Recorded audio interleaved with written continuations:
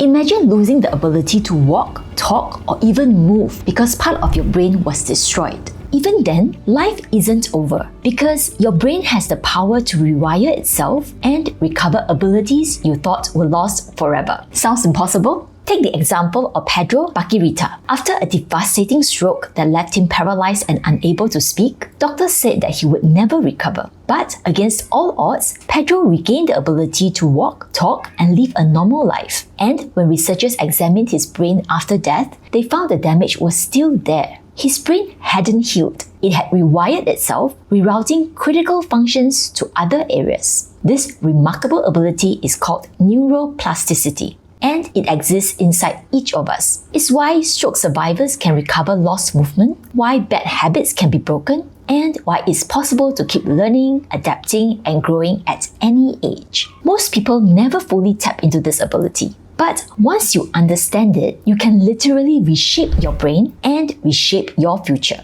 So how does neuroplasticity work? At its core, neuroplasticity is the brain's ability to change and reorganize its functions. It all starts with your brain's neurons, tiny cells that send and receive electrochemical signals, allowing you to think, move, and feel. Humans have about 100 billion neurons, and between them are microscopic spaces called synapses. Signals travel across these synapses, forming pathways in your brain. Think of neurons like destinations and your synapses like roads connecting them. When you practice a skill or think in a certain way, you are strengthening those roads, making it faster and easier for signals to travel. At first, learning something new is like hiking through a dense forest. It's slow, messy, and exhausting. But with enough repetition, you start to clear a small trail, then a proper path, and with enough time, you build a wide, smooth highway where information flows quickly and easily. In short, your brain is like a living, learning machine, constantly rewiring itself based on what you do, think, and feel. When you do something repeatedly, neural pathways become so strong that the action feels effortless. Here's an important point.